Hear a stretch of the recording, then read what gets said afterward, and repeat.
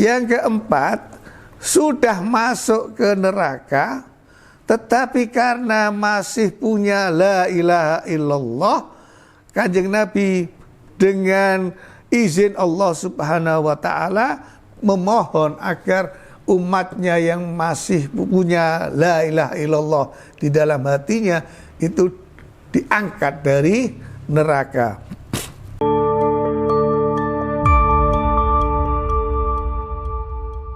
Assalamualaikum warahmatullahi wabarakatuh. Alhamdulillah, salatu wassalamu ala rasulillah Sayyidina wa maulana Muhammad ibn Abdillah wa alihi wa ashabihi wa man walah ila yaumil qiyamah amma ba'd. Saudara-saudara, kita masih berada di bulan Maulid, bulan kelahiran Kanjeng Nabi Muhammad SAW. Malam ini kita akan membahas tentang syafa'atul uthma, hak memberikan pertolongan yang utama yang diberikan oleh Allah Subhanahu wa ta'ala kepada Kanjeng Nabi Muhammad sallallahu alaihi wasallam. Ini penting karena ada sebagian orang Muslim yang menolak keberadaan syafaat, yang tidak percaya tentang hak memberikan syafaat yang dimiliki oleh Kanjeng Nabi, yang diberikan oleh Allah Subhanahu wa ta'ala. Mereka yang menolak itu mendasarkan kepada beberapa ayat Al-Quran yang ditafsiri, yang bisa memberikan syafaat itu ya hanya Allah Subhanahu wa ta'ala. Yang kedua, beberapa ayat di dalam Al-Quranul Karim yang menjelaskan tentang nasib orang-orang kafir, musyrik, orang-orang yang sudah divonis masuk neraka karena kemusyrikannya, yang tidak akan bisa mendapatkan pertolongan dan tidak punya teman di akhirat nanti. Juga tentang nasib orang-orang yang masuk ke dalam neraka, mereka itu tidak punya syafi', tidak punya lagi orang yang bisa menolong. Nah, ulama yang sepakat tentang adanya syafaat yang dimiliki oleh Kanjeng Nabi memberikan penafsiran dan penjelasan ayat Al-Quran yang dipakai menolak adanya syafaat Kanjeng Nabi. Itu memang ada orang yang tidak bisa mendapatkan syafaat. Artinya ayat itu menceritakan ada sebagian orang yang kafir, musyrik, divonis masuk neraka, dia tidak punya penolong. Tidak membahas tentang penolongnya. Ya. Yang kedua, ayat itu menceritakan tentang orang-orang yang tidak bisa mendapatkan pertolongan karena kekafiran dan kemusyrikannya. Itu akan berbeda dengan orang-orang yang menjadi umat Muhammad sallallahu alaihi wasallam yang masih memiliki iman sekecil apapun. Tapi itu. Yang kedua, saudara sekalian, ayat Al-Quran dan hadis Nabi yang terhimpun di dalam Sahih Bukhari dan Sahih Muslim ini terlalu banyak dan terlalu sahih untuk dibantah tentang kebenaran kepemilikan syafaat uthma yang dimiliki oleh Rasulullah Muhammad SAW. Ya, jadi saya kadang-kadang juga heran ada orang yang menolak hadis kecuali Sahih Bukhari dan Muslim. Tetapi ketika itu ada di dalam Sahih Bukhari dan Muslim, tapi tidak sesuai dengan keyakinannya, dengan pemikirannya, mereka juga menolak. tidak mau menggunakan, tidak mau mengakui validitas hadis yang ada di Sahih Bukhari dan Muslim yang membahas tentang syafaatul udma. Nah, saudara-saudara, kalau saya buka Sahih Bukhari dan Muslimnya, kita bisa butuh waktu 2 jam satu hadisnya. Ini penjelasan globalnya begitu, ya. Ada ayat-ayat Al-Quran yang memperjelas tentang kepemilikan syafaat oleh Nabi atau yang dimiliki oleh Nabi, dan ketika ada ayat yang menolak adanya orang mendapatkan pertolongan, itu karena bukan penolongnya atau ada tidaknya syafaat, tetapi orang itu tidak bisa mendapatkan syafaat di hari kiamat nanti. Nah, saya akan menggunakan kitab yang berjudul Asy-Syifa bi Ta'rifi Huquqil Mustafa. Syifa bi Ta'rifi Huquqil Mustafa yang dikarang, yang ditulis oleh seorang ulama besar. Dan ini kitab tua ini. Al-Qadhi Iyad, yang ditulis oleh Al-Qadhi Iyad. Beliau mengatakan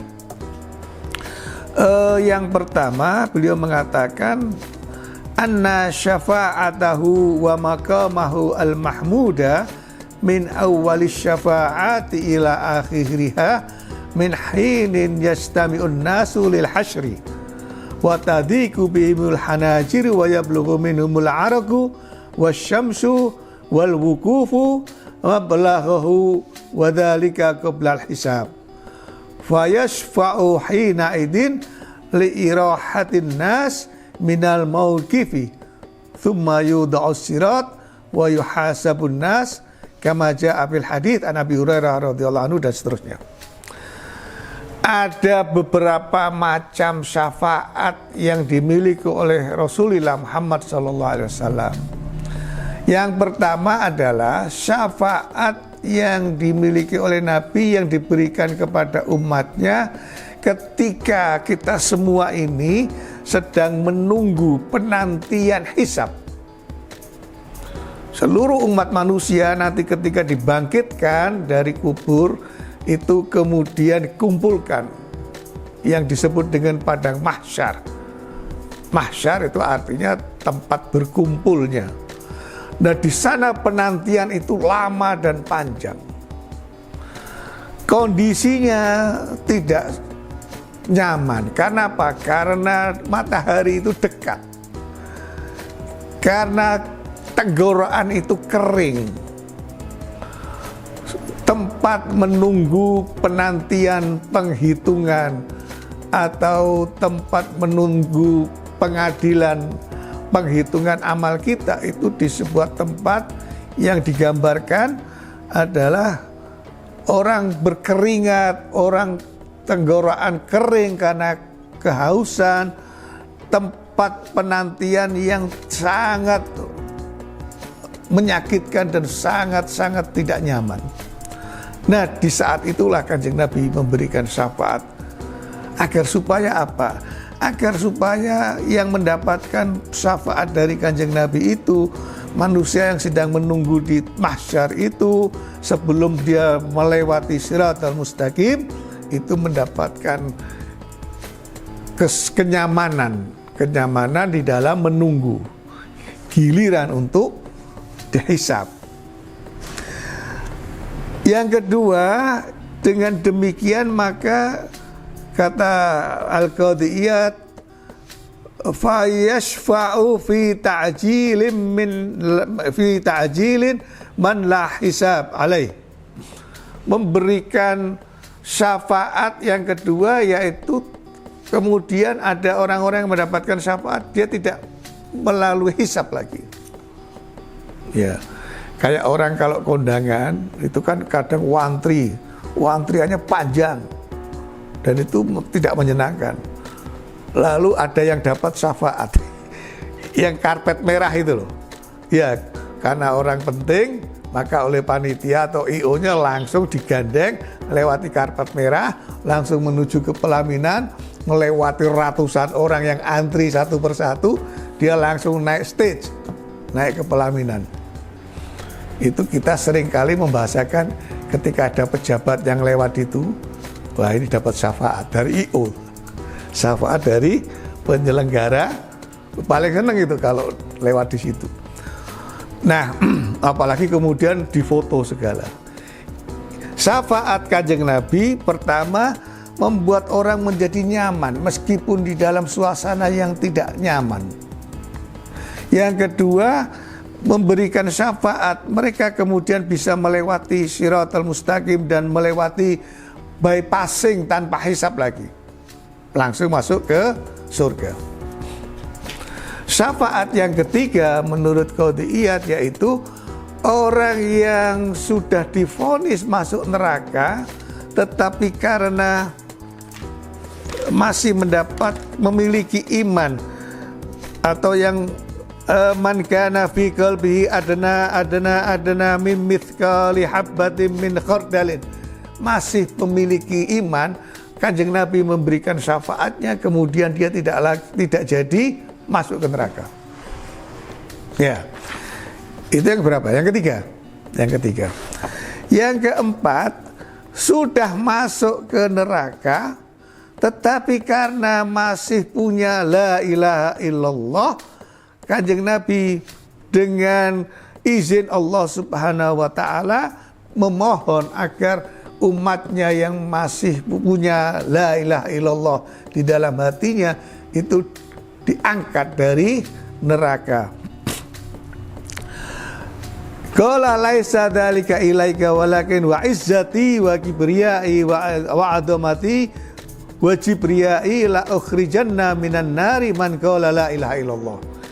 Setelah mendengar permintaan Rasul, Allah Subhanahu wa taala berfirman, dengan kebesaranku, dengan keagunganku, dengan kekuasaanku, aku akan mengangkat dari neraka mereka yang sudah masuk di dalam neraka tetapi karena masih punya kalimat la ilaha illallah. Yang keempat. Nah, yang kelima kata Iyad Al-Qadhiyat, mengangkat derajat yang sudah masuk di dalam surga dengan syafaat Kanjeng Nabi Muhammad SAW. Artinya begini, surga itu juga memiliki tingkatan, ada strata. Tidak semuanya akan dekat dengan Nabi, tidak semuanya akan dekat dengan sahabat, ada stratanya. Ada, meskipun semuanya nikmat, ya tidak ada yang tidak nikmat. Surga yang stratanya paling rendah pun tetap nikmat. Tapi coba bayangkan kalau kemudian bisa fa'atir Rasul, dia diangkat derajatnya di dalam surga sehingga menjadi lebih nyaman lagi. Nah, syafaat Nabi ini tidak akan diberikan kepada orang-orang musyrik. Ya. Nah, syafaat yang mengangkat derajat yang sudah masuk surga itu juga tidak akan mungkin diberikan kepada orang-orang yang tidak suka kepada Kanjeng Nabi, atau yang tidak suka ketika ada orang bersolawat kepada Kanjeng Nabi. Dan mungkin juga pada orang-orang meskipun dia mungkin masuk surga karena keimanannya, tapi karena dia tidak mempercayai syafaat, saya yakin dia tidak akan mendapatkan syafaat kemudian stratanya, levelnya di surga dinaikkan derajatnya dengan syafaat Kanjeng Nabi Muhammad SAW. Mungkin dia masuk surga, tetapi bagaimana dia bisa mengharapkan syafaat Nabi sejak mulai dari wukuf di padang mahsyar menunggu penantian, ya, sampai melewati Shiratal Mustaqim, sampai kemudian dihisab, sampai kemudian ditentukan akan masuk ke jalur surga atau ke jalur neraka. Makanya Al-Qadhiyat mengatakan yashfa'u fi man wajjaba alaihil adab wa dakhalan nar minhum hasbama taqdihi. Dan itu tidak bertentangan dengan hadis-hadis sahih. Saya hanya akan mengutip yang diriwayatkan oleh Bukhari dan Muslim saja, beberapa bagian. Ya. Misalkan hadis yang diriwayatkan oleh Imam Bukhari dan Muslim, Syaikhan,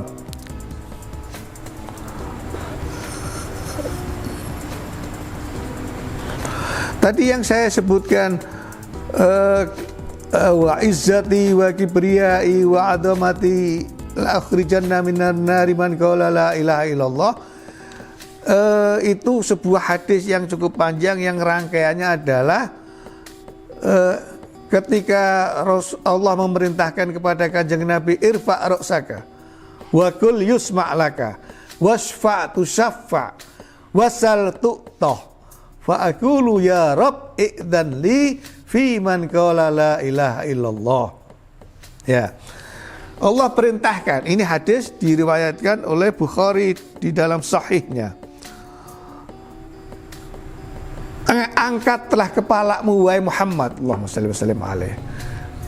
Ucapkan, engkau akan didengar. Berikan syafaat, engkau akan diberi hak untuk syafaat. Mintalah, engkau akan diberi. Maka apa kata kanjeng Nabi? Fa aqulu ya Rabb i'dzan li fi man qala la ilaha illallah. Berikan aku izin, angkat mereka yang masih memiliki la ilaha illallah yang sudah masuk di dalam api neraka. Ya, maka kemudian kata Allah, la ukhrijanna minan nari man qala la ilaha illallah. Hadis ini diriwayatkan oleh Imam Bukhari di dalam sahihnya. Hadis yang lainnya juga meriwayatkan hal yang sama. Ya, sebetulnya setiap nabi itu memiliki syafaat, hak. Allah memberikan kepada para nabi hak untuk memberikan pertolongan. Tetapi kanjeng Nabi Muhammad SAW itu menunda permintaan untuk memberi syafaat kepada umatnya dan menunda dikabulkannya sesegera mungkin doa-doanya ketika masih di dunia. Kata kanjeng Nabi Muhammad SAW, likulli nabiyyin da'watun da'a biha fi ummatihi fastujiba lahu. Setiap nabi memiliki permohonan yang dimohonkan untuk umatnya dan kemudian dikabulkan. Wa ana uridu an uakhira da'wati syafa'atan li ummati yaumal qiyamah.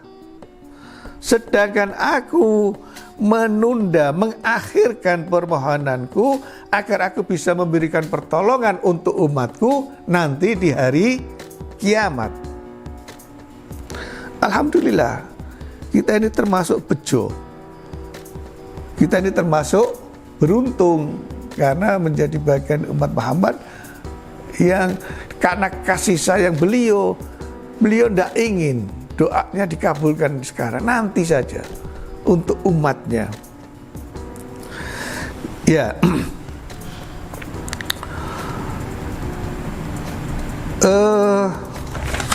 hadis Bukhari dan Muslim, terlalu banyak hadis tentang itu. Seperti yang tadi saya katakan, man kana itu kemudian diangkat dari atau dihisabnya kemudian diangkat dari neraka, man kana fi qalbi adna min mithqali habatin min khardalin. Itu hadis riwayat Imam Muslim. Artinya saudara-saudara sekalian, pertama kalau kita mengharapkan syafaat kanjeng Nabi, ya kita harus pertama percaya syafaat itu ada. Kalau tidak ada, bagaimana kita nanti minta syafaat kepada kanjeng Nabi? Eman-eman. Tidak terlalu sulit untuk mempercayai. Penafsiran yang diberikan kepada orang yang tidak percaya, saya ulangi sekali lagi, itu tidak berlaku syafaat yang tidak berlaku untuk orang-orang tertentu, orang-orang musyrik, orang-orang kafir yang sudah tidak ada la ilaha illallah, yang sudah tidak ada iman di dalam hati mereka. Tetapi kalau kita masih memiliki iman meskipun sekecil apapun, mudah-mudahan kita berharap jangan kemudian menjadi bagian umat yang dicemplungkan ke neraka dulu kemudian baru mendapatkan syafaat. Allahumma amin. Kita berharap menunggu nanti di padang mahsyar dengan syafaat beliau tidak terlalu menyusahkan, tidak terlalu berat sekali yang kita hadapi. Kita berharap mudah-mudahan dengan syafaat beliau kita akan bisa melewati Shiratal Mustaqim dengan lancar. Kanjeng Nabi itu mengalah, bahkan seluruh umatnya disuruh jalan dulu Shiratal Mustaqim sambil mengucapkan salim, selamat. Dan beliau terakhir. Itulah pemimpin, ya, tidak melepas dan mendoakan. Baru setelah semuanya melewati, baru beliau yang lewat. Nah, kita berharap kita termasuk orang yang dilepas oleh Kanjeng Nabi melewati Shiratal Mustaqim, yang kemudian mendapatkan doa beliau yaitu salim. Yang ketiga, kita masuk surga, Allahumma amin. Dan kemudian dengan syafaat beliau, level strata kita di surga juga dinaikkan derajatnya. Allahumma amin ya rabbal alamin. Mudah-mudahan kita gondelan Kanjeng Nabi saja. Makanya kalau ada kegiatan sholawatan itu jangan dilupakan. Kalau hari Jumat perbanyaklah baca sholawat. Orang cinta itu ditandai dengan sering menyebutnya. Man ahabba syai'an aktsara min dzikri. Ini pepatah Arab, ya. Bukan hadis, kayaknya bukan hadis, pepatah Arab. Siapa yang mencintai sesuatu itu pasti paling sering menyebutnya. Anda kok seneng burju, setiap hari mesti nyebut tentang burju. Ya. Anda suka dengan benda sesuatu, Anda suka dengan Pizza Hut, Anda suka dengan ayam goreng, itu setiap ngomong keceplosan mesti ayam goreng, pasti itu, tidak mungkin tidak. Nah, kalau kita itu suka kepada Kanjeng Nabi, kok tidak pernah menyebut nama beliau dan bersolawat, itu dipertanyakan, ya, hubbuhu dipertanyakan. Nah, apalagi kalau kemudian ada orang yang menyoal tentang sholawat kita di hari kelahiran beliau. Sebagian orang mengatakan begini, Kanjeng Nabi itu memperingati hari kelahirannya dengan berpuasa. Nah, ini yang tidak suka dengan perayaan Maulid Nabi. Sementara orang-orang itu kata saya hanya menirukan saja. Orang-orang ini ngakunya memperingati kelahiran Kanjeng Nabi tapi dengan makan-makan besar. Iya. Loh. Masih lumayan mau memperingati. Ya, karena apa? Karena dengan memperingati itu berarti membaca sholawat. Saudara-saudara sekalian, bukti kita niati baca maulid sebagai wujud dari bukti kecintaan kita kepada beliau. Sebagai bukti bahwa kita itu umat beliau. Kalau kita baca kitab maulid, itu tidak hanya sholawat. Di dalam bacaan maulid itu berarti kita membaca sholawat. Berarti kita berzikir kepada Allah. Berarti kita bertasbih. Ya, itu kan selalu ada tempat tertentu yang kemudian kita bertasbih. Subhanallah, alhamdulillah, wala ilaha illallah, wallahu akbar. Kita juga selalu berdoa, karena tidak ada kitab maulid yang tidak diakhiri dengan berdoa. Jadi di dalam pembacaan kitab maulid itu sekaligus ada sholawat, ada doa, ada zikir, ada tasbih. Kurang apanya? Ya, begitu banyaknya pujian kepada Kanjeng Nabi. Orang suka sesuatu kok tidak pernah memuji, itu aneh. Berarti cuman klaim yang palsu. Karena tidak mungkin tidak pernah memuji. Ya. Nah, contoh dari pujian itu yang ditulis oleh Imam Al-Busiri dari awal sampai akhir isinya pujian-pujian kepada Kanjeng Nabi Muhammad SAW. Kita ini tinggal membaca, tidak ditugasi untuk menulis, untuk mikir, ya tinggal membaca saja. Syukur kalau pada hari itu juga berpuasa, ya. Nah, alhamdulillah kemarin itu hari kelahiran Kanjeng Nabi 12 Rabiul Awal itu pada hari Senin tanggal berapa? Ingat nggak?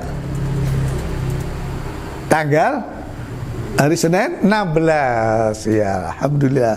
Dan 16 itu saya rayakan karena itu juga tanggal kelahiran saya. Tanggal 16 September. Jadi banyak orang, kalau santri nggak ada yang tahu, memang sengaja saya sembunyikan. Ini rahasia loh ya.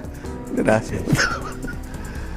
Jadi orang banyak memberi selamat. Ini luar biasa Pak Adnan. Karena apa? Karena tanggal 16 September itu kok delalah bertepatan dengan 12 Rabiul Awal. Masya Allah. Sallallahu Muhammad. Mudah-mudahan ada manfaatnya apa yang saya sampaikan. Wallahul muwaffiq ila aqwamit thoriq. Assalamualaikum warahmatullahi wabarakatuh.